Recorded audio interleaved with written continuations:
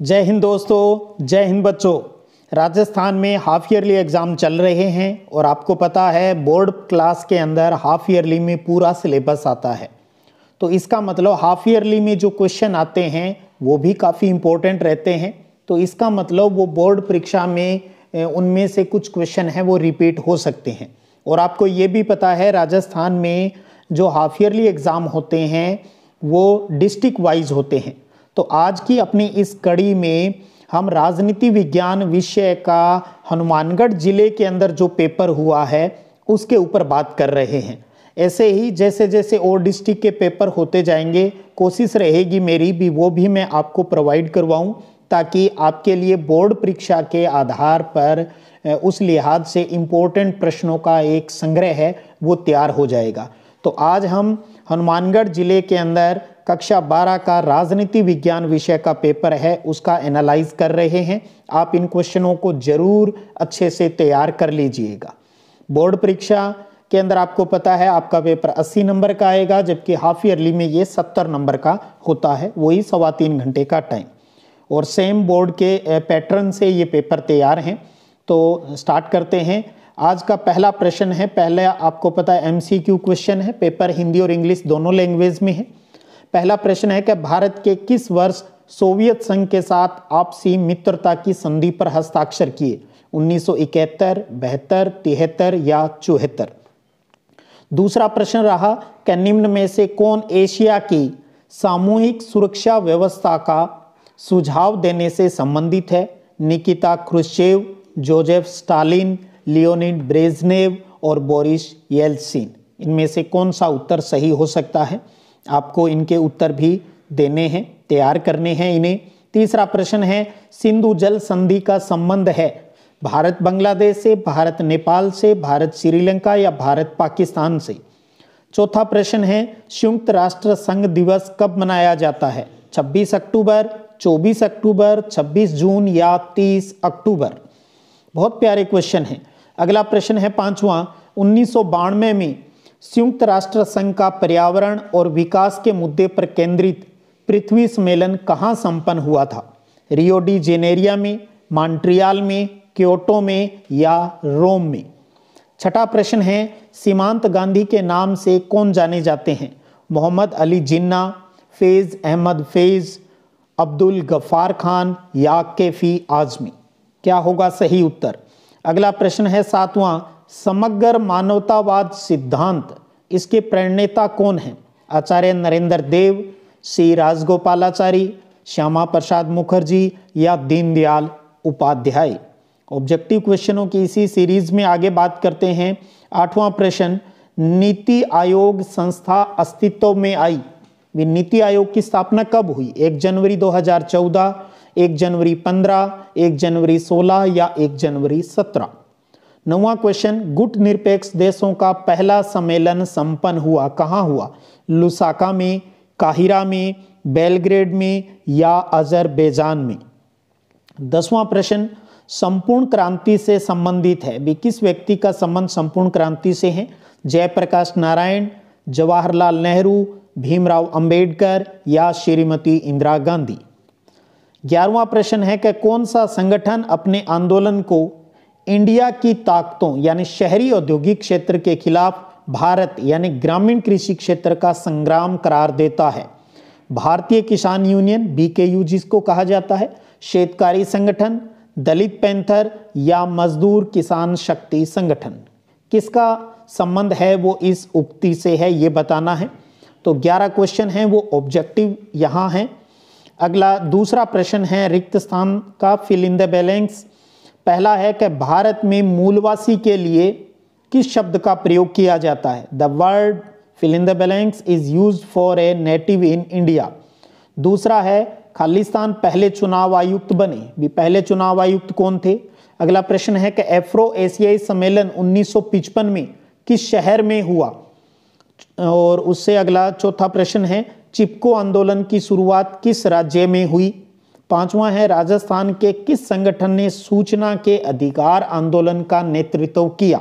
आप समझ पा रहे हो ना, रिक्त स्थान वाले क्वेश्चन भी अगर आप ऑब्जेक्टिव या वन लाइनर के रूप में तैयार करते हो तो वही प्रश्न घूम फिर के रिक्त स्थान या वन लाइनर या ऑब्जेक्टिव के रूप में आपको मिलते हैं।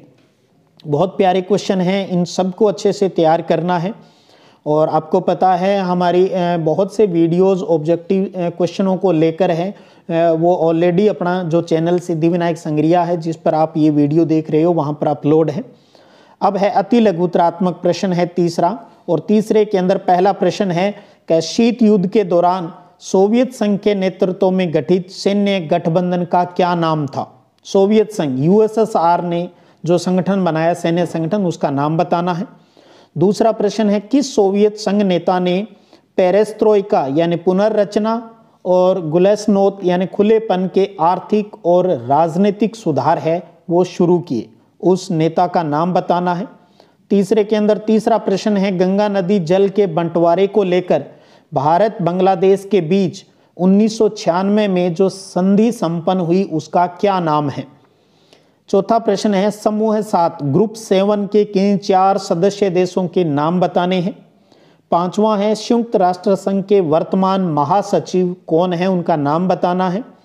छठा है किस प्रोटोकॉल के तहत वर्ष 1997 में ग्रीन हाउस गैसों के उत्सर्जन को कम करने का लक्ष्य रखा गया है। सातवां है ऑपरेशन फ्लड का संबंध किससे है। आठवां है भारतीय संविधान के किस अनुच्छेद में कहा गया है कि भारत अंतर्राष्ट्रीय शांति और सुरक्षा की अभिवृद्धि का प्रयास करेगा। नौवां है किस मुकदमे में सर्वोच्च न्यायालय ने संविधान के बुनियादी ढांचे का सिद्धांत दिया। बहुत प्यारे प्यारे प्रश्न, आनंद आ रहा है मुझे पढ़ने में भी, तो उम्मीद करता हूं आप सबको बोर्ड परीक्षा में कितना फायदा होने वाला है इस प्रकार के प्रश्नों से। 10वां प्रश्न है नर्मदा बचाओ आंदोलन का संबंध किस राज्य से है। 11वां है भारत के किस राजनीतिक दल ने गांधीवाद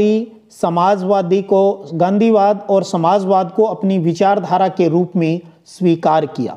तो ये वन लाइनर बहुत ही प्यारे प्यारे क्वेश्चन निकले हुए half yearly exam Hanumangarh district में। खंड ब स्टार्ट हो जाता है जो लघुतरात्मक प्रश्नों का है, जिसमें चौथा प्रश्न है, ये 2-2 नंबर के हैं। शीत युद्ध के दौरान किन कारणों से एशिया और अफ्रीका देश महाशक्तियों के लिए बड़े काम के थे, किन्हीं 2 कारणों को लिखिए। 5वां वर्तमान विश्व व्यवस्था में गुट निरपेक्षता की प्रासंगिकता को समझाइए। 6ठा प्रश्न सोवियत प्रणाली क्या थी। 7वां सोवियत संघ के विघटन के कोई 2 परिणाम लिखिए, क्या रिजल्ट निकला। 8वां प्रश्न पाकिस्तान में लोकतंत्र के स्थायी नहीं बनने के 2 कारण लिखिए।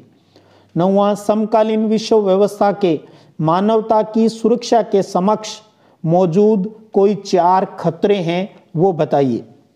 10वां प्रश्न हैदराबाद रियासत का भारत संघ में विलय किस प्रकार हुआ ये बताना है। 11वां वामपंथ और दक्षिणी पंथ से आप क्या समझते हैं, तो दोनों में डिफरेंस करके आपको बताना है। 12वां भारत की परमाणु नीति के बारे में आप क्या जानते हैं। 13वां कामराज योजना के बारे में आप क्या जानते हैं। 14वां प्रश्न है 1967 के आम चुनावों के बाद राज्यों में बने संयुक्त विधायक दलों की सरकारों की कोई 2 विशेषताएं हैं वो लिखिएगा। बहुत प्यारा क्वेश्चन। 15वां प्रश्न है खंड 6 के अंदर है, दीर्घ उत्तरीय प्रश्न है कि वैश्वीकरण को परिभाषित कीजिए, वैश्वीकरण के विभिन्न आयामों को समझाइए। अथवा में भी प्रश्न है भारत में वैश्वीकरण के प्रभावों को समझाइए। तो यहाँ जरूर 2 में से 1 क्वेश्चन करने की बात है एग्जाम के अंदर, लेकिन अभी आपको इन सभी प्रश्नों को अच्छे से तैयार करना है। 16वां प्रश्न है आंतरिक आधार पर लगाए गए आपातकाल से भारतीय राज्य व्यवस्था ने क्या सबक सीखा, किन्हीं 3 की चर्चा करनी है। अथवा में प्रश्न है कि आपातकाल के बाद भारत की राजनीति में आए बदलावों को समझाना है। 17वां प्रश्न है कि भारत के राजनीतिक दलों के बीच किन 3 मुद्दों पर व्यापक सहमति व्याप्त है। और अथवा में प्रश्न है कि आपातकाल के बाद भाजपा एक महत्वपूर्ण शक्ति के रूप में उभरी, इस दौर में इस पार्टी के विकास क्रम का उल्लेख कीजिए। तो ये 3-3 नंबर वाला खंड 6 कंप्लीट होता है। खंड द जो कि बड़े प्रश्नों के रूप में है, निबंधात्मक प्रश्न है, 4-4 नंबर के हैं यहाँ पर। 18वां प्रश्न है कि वर्ष 1991 के बाद से नई विश्व व्यवस्था की शुरुआत के रूप में अमेरिका द्वारा की गई सैन्य कार्रवाइयों का विस्तार से उल्लेख कीजिए। अथवा वर्चस्व का क्या अर्थ है, समकालीन विश्व व्यवस्था में अमेरिकी वर्चस्व को समझाइए। इन दोनों में से कोई एक करना था, लेकिन यहाँ आपको दोनों तैयार करने हैं। 19वां क्वेश्चन है मैचिंग वाला प्रश्न है। एक तरफ संगठन दे रखे हैं या कोई घटना दे रखी है, उनको मैचिंग करके बताना है। भी यूरो है, आसियान है, आधुनिकीकरण के 4 प्रस्ताव, हान नदी का चमत्कार, ये 4 घटनाएं हैं। इनका संबंध किससे है? भी दक्षिणी कोरिया, यूरोपीय संघ या दक्षिण पूर्वी एशियाई सहयोग संगठन या चीन, किससे हैं? मैचिंग करना है। इसके अथवा में भी एक मैचिंग वाला क्वेश्चन और है।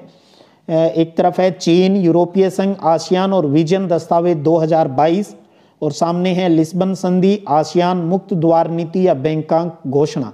इनमें से किसका किससे संबंध है, ये मैचिंग करके बताना है। तो बोर्ड परीक्षा में भी एक बड़े प्रश्न के रूप में मैचिंग का प्रश्न आ सकता है। तो मैचिंग वाले बहुत से क्वेश्चन पार्ट के पीछे भी दिए गए हैं, उनको भी आप तैयार कीजिएगा। बाकी ये क्वेश्चन अगर आप वन लाइनर के रूप में, ऑब्जेक्टिव के रूप में तैयार करते हैं तो अपने आप ही ये सही हो जाते हैं। अगला प्रश्न है 20वां, असम आंदोलन सांस्कृतिक अभिमान और आर्थिक पिछड़ेपन की मिलीजुली अभिव्यक्ति था, इसकी व्याख्या कीजिए। बड़ा प्रश्न है। या अथवा में द्रविड़ आंदोलन की विस्तार से व्याख्या कीजिए। दक्षिण भारत में जो आंदोलन चला उसके बारे में आपको बताना है। तो इस प्रकार आप देख पा रहे हो, हनुमानगढ़ डिस्ट्रिक्ट के अंदर जो जिला स्तर के ऊपर जो अर्धवार्षिक परीक्षा आयोजित हुई राजनीति विज्ञान विषय की, उसका पेपर, उसके अंदर जो क्वेश्चन आए उनको आपने देखा और आपने ये भी समझ लिया होगा ये सारे क्वेश्चन बोर्ड परीक्षा के लिहाज से इम्पोर्टेंट है। ये तो नहीं है भी ये सारे क्वेश्चन ही बोर्ड परीक्षा में आ जाएंगे हूबहू, लेकिन इनमें से कई क्वेश्चन आपको बोर्ड परीक्षा के अंदर डायरेक्ट इनडायरेक्ट रूप से मिल जाएंगे। तो इसलिए मैं आप सब बच्चों से निवेदन करूंगा भी इन प्रश्नों को बोर्ड परीक्षा के लिहाज से हैं वो तैयार कीजिएगा। और डिस्ट्रिक्ट के पेपर भी जैसे ही मुझे उपलब्ध हो जाएंगे वो भी मैं आपको प्रोवाइड करवाऊंगा, ताकि आप सब बच्चों का जो सपना है भी मुझे अब की बार 90 पार करने हैं, किसी भी हाल में 90 से 100 की तरफ जाना है। और आपको पता है स्कूल कॉलेज के एग्ज़ाम में पूरे में से पूरे मार्क्स लिए जा सकते हैं, कोई बड़ी बात नहीं होती है। तो बस ज़रूरत है भी आपको, जब ये पेपर आपके सामने आएगा तो आपको लगेगा ये इम्पोर्टेंट है, तो अपने आप ही आप इनको पढ़ लोगे और याद भी हो जाएंगे, क्योंकि याद करने की ज़रूरत नहीं होती। माइंड अपने आप इनके प्रश्नों को, इनके उत्तरों को कैच करेगा और ये चीज़ें आप लंबे टाइम तक याद रख पाएंगे। उम्मीद करता हूँ आप सब बच्चे इस सीरीज से लाभान्वित हो रहे होंगे। भूगोल और राजनीति विज्ञान विषय के पेपर है वो मैं डिस्ट्रिक्ट वाइज अपलोड कर रहा हूँ। आप समझ गए होंगे भी उद्देश्य क्या है, ताकि मेरे बच्चों को ज़्यादा से ज़्यादा क्वेश्चनों की वैरायटी है वो मिले। तो आपका कमेंट मेरे लिए मोटिवेशन का काम करता है। आप अपने दोस्तों को इस प्रकार के वीडियो शेयर कर सकते हैं और आपके कमेंट का मुझे बेसब्री से इंतज़ार रहेगा। तो चलिएगा, फिर मिलेंगे एक नई सूचना, एक नए पेपर के साथ। तब तक जय हिंद, जय भारत।